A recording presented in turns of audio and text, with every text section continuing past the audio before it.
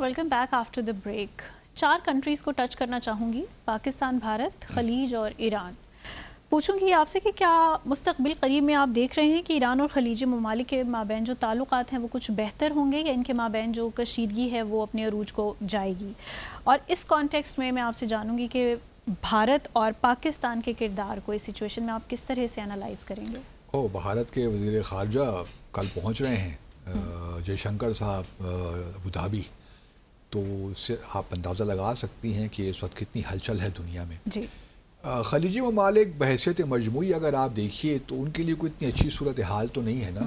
Iran ने जो एक था इस सारे जो वॉर है उसमें जिस तरह अपनी रेजिलियंस शो की, जिस तरह रेजिस्ट किया अमरीकी और इसराइली एग्रेशन को, वो एक ताकत के तौर पे तो उभरा है। दुनिया अब इस बात को मान गई है, ठीक है बर्बादी तबाही बहुत हुई लेकिन ईरान की अब एक अहमियत हो गई है। और खलीजी ममालिक के लिए ये एक मुश्किल है तो सही सूरत हाल कि वो, क्योंकि उनके लिए एक पावर के तौर पे उभरना इस इलाके में, इस रीजन में उनके लिए कंसर्न्स होते हैं रेस। दूसरी जानिब उनके लिए भी कंसर्न्स थे और अभी भी हैं कि इसराइल भी एक बहुत पावर के तौर पे ना उभरे। बिल्कुल। जहाँ ईरान से ख़तरात हैं वहाँ इसराइल से भी ख़तरात हैं। वैसे ज़्यादा ख़तरा किससे है? ये एक इम्पॉर्टेंट क्वेश्चन है। वो हर मुल्क के लिए अलग अलग मामलात हैं, उनको आप मजमूई तौर पे नहीं देख सकते। डिबेटेबल है लेकिन हर मुल्क के अपने अपने सोच भी है ना इन मामलात में। तो इस वजह से एक मजमूई तौर पे हम नहीं ले सकते, क्योंकि इस वक्त खलीजी ममालिक के अंदर भी अगर आप देखिए तो वो एतमाद की फ़ज़ा नहीं है जो आज से 3 साल पहले थी। कतर के ख़िलाफ़ ब्लॉकेड लगा दिया था एक ज़माने में, 2017-18 है मेरे ख्याल में, फिर वो हटाया गया और उसके बाद फिर कतर को फिर लाया गया वापस। तो ये सूरत हाल खलीजी ममालिक में भी है कि उनके अंदर भी इख्तलाफात हैं। लेकिन वो खलीजी ममालिक की एक बात ज़रूर है कि कोई इनमें से ये नहीं चाहता कि इसराइल भी इतना मजबूत हो कि वो अपनी टर्म्स डिक्टेट कर सके और ना ईरान इतना मजबूत हो। इन दोनों को कहीं ना कहीं बैलेंस करना उनके लिए बड़ा ज़रूरी है। अब ये कर सकते हैं नहीं कर सकते, इट्स अ डिफरेंट थिंग। क्योंकि जैसा मैंने पहले कहा कि पहले तो अंदरूनी तौर पे भी उस तरह यूनिटी नहीं है ना कि एक चीज़ पे वो कोई स्टांस ले सकें। अब मिसाल के तौर पर अगर मैं आपको बताऊं कि सऊदी अरब ने ईरान के साथ 2023 में मेरे ख्याल में या 2024 में रेप्रोचमा नहीं 2025 में सॉरी मार्च 2025 में रेप्रोचमा कर लिया था ईरान के साथ। अपने ताल्लुकात जो है चीन की मदद से दोनों ममालिक के जो मसाइल थे वो कम अज़ कम इस हद तक ख़त्म हो गए कि एम्बेसीज़ भी खुल गईं और विज़िट भी हुआ। उस वक्त के जो सदर थे रईस इब्राहिमी, वो भी उन्होंने दौरा भी किया। गो के मोहम्मद बिन सलमान अभी तक नहीं जा सके ईरान, उनका दौरा अभी है ऑन कार्ड्स। लेकिन एक आप कह सकती हैं कुछ ना कुछ बातचीत आगे बढ़ रही थी। और अभी भी अगर आप देखिए तो सऊदी अरब और ईरान के वज़ीर ख़ारजा की टेलीफोनिक बातचीत भी हुई है। पाकिस्तान ने इसको फैसिलिटेट किया, हमें इसका क्रेडिट लेना चाहिए। तो ये भी है कि खलीजी ममालिक, क्योंकि हमारी ख्वाहिश ये है कि खलीजी ममालिक और ईरान के दरमियान जो मसाइल हैं वो किसी न किसी तौर हल हो जाएं। बिल्कुल। जो प्रॉब्लम्स हैं, जो मिसट्रस्ट है वो दूर हो। क्योंकि हम बहैसियत मेंबर ऑफ OIC और एक only nuclear country, nuclear weapon state, हमारी ख्वाहिश यही है कि मुसलमान दुनिया यकजा हो। और अगर हम यकजा होंगे तो फिर जो भी मसाइल हैं, चाहे वो फ़लस्तीन का मसला है या कश्मीर का मसला या और भी जो हमारे प्रॉब्लम्स हैं मुस्लिम दुनिया को, हम उनको ज़्यादा इफ़ेक्टिवली एड्रेस कर सकते हैं। क्योंकि जो अजम, अरब, ईरान, सऊदी अरब या UAE या फॉर दैट मैटर शिया सुन्नी जो मामलात हैं, जब तक ये जो अंडर करंट्स हैं ना मुसलमान दुनिया में, जब तक ये ख़त्म नहीं होंगी उस वक्त तक हम एक ज़ुबान होकर अपने मसाइल को पेश नहीं कर सकेंगे। हमारी जो कोऑपरेशन की जो पोटेंशियल है वो हम नहीं हासिल कर सकते। इसलिए पाकिस्तान की तो हमेशा से ही कोशिश रही है कि हम तमाम ममालिक को साथ लेकर चलें और जो भी मिसट्रस्ट है اس کو ہم دور کریں اور برجز ہم بلڈ کریں. اب یہ ہوتا ہے کہ نہیں ہوتا یہ الگ بات ہے, کیونکہ مسائل کو اتنے آسان نہیں ہیں.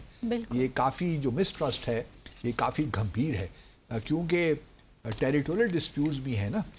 اس وقت اگر آپ دیکھیے, مجھ سے پوچھیے تو میں یہ کہہ سکتا ہوں کہ کویت, بحرین اور یو اے ای یہ کسی نہ کسی حد تک آپ کہہ سکتی ہیں کہ ان کو کنسرن زیادہ ہیں. کویت پہ تو دیکھیے نا, پہلے بھی عراق نے قبضہ کر لیا تھا صدام حسین کے زمانے میں, اور یہ یاد رہے کہ کویت کے زمانے میں عراق کا حصہ ہوا کرتا تھا. تو یہ بھی خدشات ہیں کہ کہیں عراق دوبارہ اس طرف نہ آ جائے. دوسری طرف بحرین جو کہ ایران کا حصہ ہوا کرتا تھا کہ 1971 سے پہلے, تو وہ مطلب وہ بھی سوچتے ہوں گے, اور وہاں بھی اگر شیعہ پاپولیشن زیادہ ہے تو کہیں وہ دوبارہ اگر ایران اتنا پاورفل ہو جاتا ہے تو کہیں ہمارے لیے مصیبت نہ کھڑی ہو جائے. دوسری طرف اوبیسلی یو اے ای بھی ہے, اس کے بھی کنسرنس ہیں, ٹیریٹوریل ڈسپیوٹس ہیں, ابو موسیٰ ہے, جزیرے جو ہیں گریٹر ٹوم اور لیسر ٹوم کے جو علاقے ہیں. تو یہ تمام چیزیں. پھر سعودی عرب کا بھی obviously, Saudi Arab is the biggest power in the Gulf region. اس کے اپنے کنسرنز ہیں, ان کا بھی معاملہ تو چل رہا ہے, لیکن جیسا میں نے پہلے کا ریپروچما ہو گیا. اب پاکستان اور بھارت کے لیے دیکھیے بہت سے ہمارے لیے تو ہمارے تو انٹرسٹ جڑے ہوئے ہیں نا, ان سب بھارت کے بھی اور پاکستان کے بھی. جہاں ہمارے 50 لاکھ لوگ کام کر رہے ہیں گلف کنٹریز میں, وہاں بھارت کے 90 لاکھ لوگ وہاں پہ کام کر رہے ہیں. بے شمار ریمیٹنسز آ رہی ہیں, مطلب اگر 50 سے 60 بلین ڈالر بھارت جا رہا ہے ہر سال, تو ہمارے ہاں بھی تقریباً 10 سے 12-15 بلین ڈالر ہمیں بھی آ رہا ہے گلف کنٹری سے. تو آپ اندازہ کر سکتی ہیں کہ پاکستان اور بھارت کے کتنے زبردست انٹرسٹ ہیں اس سارے علاقے میں. اب جو جے شنکر صاحب جا رہے ہیں, اوبیسلی ان کے ذہن میں 2-3 جو پروپوزلز پہلے چل رہی تھیں نا, ایک تو India Europe, India middle east Europe corridor IMEC, وہ کھٹائی میں پڑ گیا 7 اکتوبر کے بعد, جب سے غزہ اور اسرائیل کے درمیان جنگ شروع ہوئی. اس کے بعد ایک اور پروپوزل بھی ہے I2U2, India, Israel, U S and U A E, وہ بھی تھوڑا بہت کھٹائی میں پڑ گیا تھا. تو ممکن ہے کہ اب چونکہ ہم یہ دیکھ رہے ہیں کہ ایران, اور میرا اپنا خیال یہ ہے کہ فی الحال میں مستقبل قریب میں کوئی ایسی جنگ نہیں دیکھ رہا دوبارہ امریکہ اور ایران کے درمیان, اور امریکہ اسرائیل کو بھی روکے رکھے گا کہ ایران کے خلاف ڈائریکٹ اب کوئی ایکشن نہیں لینا.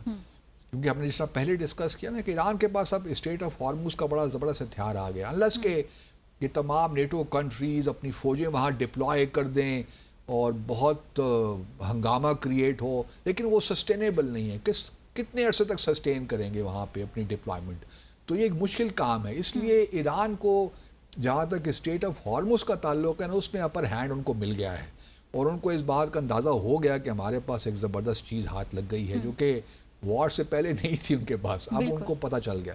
اس لیے یہ تمام جو معاملات ہیں, ہماری تو خواہش یہی ہے کہ جس قدر جلد ہو گلف کنٹریز اور ایران میں جو مس انڈرسٹینڈنگز ہیں وہ دور ہوں. اور آئی ایم شیور کہ جہاں دیکھیے ہم نے سعودی عرب کے ساتھ اسٹریٹجک میوچل ڈیفنس ایگریمنٹ کیا, وہ کسی اور گلف کنٹری کے خلاف تو نہیں ہے نا.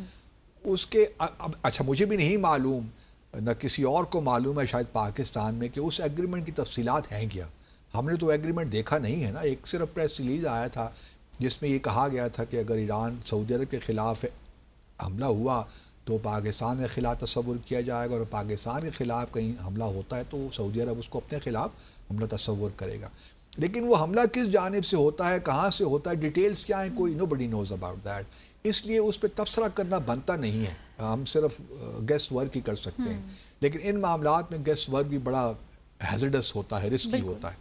تو اس وجہ سے میں یہ تو کہہ سکتا ہوں تیقن کے ساتھ کہ کم از کم یہ کسی گلف کنٹری کے خلاف نہیں ہے, بلکہ ایران کے خلاف بھی نہیں ہے میرے خیال میں. اس کا جو ہمارے ذہن میں ایک چیز آتی ہے وہ اسرائیل کے حملہ ہی آتا ہے بنیادی طور پہ, یا کسی حد تک آپ کہہ سکتی ہیں کہ یمن میں ہوتیز جو ہیں وہ ہیں. اب ایران کا دیکھیے نا سارا جو معاملہ ہے, جو ہم کہتے ہیں نا پراکسیز کا, ایران پراکسی سے حال, کیونکہ یہ خلیجی ممالک کی ایک بہت بڑا ایشو ہے یہ کہ ایران اس جنگ کے بعد جو اس کی پراکسیز ہیں, خاص طور پہ ہوتیز ہیں جو سعودی عرب کے لیے ایک بہت بڑا چیلنج ہے. اسی طرح حزب اللہ ہے, وہ ہے, پھر عراق میں بھی کچھ ہیں، سیریا میں بھی کچھ ہیں، کیا ان سے اپنا ہاتھ اٹھائے گا؟ میرا اپنا خیال ہے کہ ایران، دیکھیے جب حماس پہ حملہ ہو رہا تھا یا حزب اللہ پہ بھی حملہ ہو رہا تھا 1-1 کر کے، اس وقت ایران خاموش بیٹھا ہوا تھا. سچی بات یہ، اگر ایران اس وقت اسرائیل کے خلاف تھوڑا سا متحرک ہو جاتا تو شاید آج صورتحال یہ نہ ہوتی. لیکن حزب اللہ پہ بھی ختم کیا، حسن نصر اللہ کو مارا گیا، اس کے بعد ان کے سکسیسر کو شہید کیا گیا، ابھی جو نعیم قاسمی ہے ابھی تھوڑا بہت ان کو بھی شہید کرنے کی کوشش کی جا رہی ہے. میرا اپنا خیال یہ ہے کہ ایران چاہے گا تو نہیں کہ، کیونکہ لیبنان کا ایک بہت بڑا ایشو بنایا ہے ایران نے، حزب اللہ کو بھی بڑا ایشو بنایا ہے. اب لیبنان اور اسرائیل کے درمیان بھی ٹاکس شروع ہونے کے امکانات موجود ہیں، لیکن حزب اللہ کو ڈسارم کرنا بہت مشکل ہے. تو یہ ایک صورتحال ہے جس میں خلیجی ممالک میرے خیال میں کنورجنس ہے کہ ایران کو کم از کم یہاں سے پراکسیز اپنی ختم کرنی چاہیے. اس پہ فلسطین کا ایشو کتنا متاثر ہوتا ہے یہ الگ بات ہے، پھر کسی اور ہوگا تو صحیح آگے مستقبل میں ڈسکس کریں گے. صحیح. ناظرین اسی کے ساتھ ہی آج کے ڈسائفر ود عبدالباسط کا وقت یہاں ختم ہو گیا ہے. اپنے ناظرین سے لیں گے اجازت. Take care. اللہ حافظ.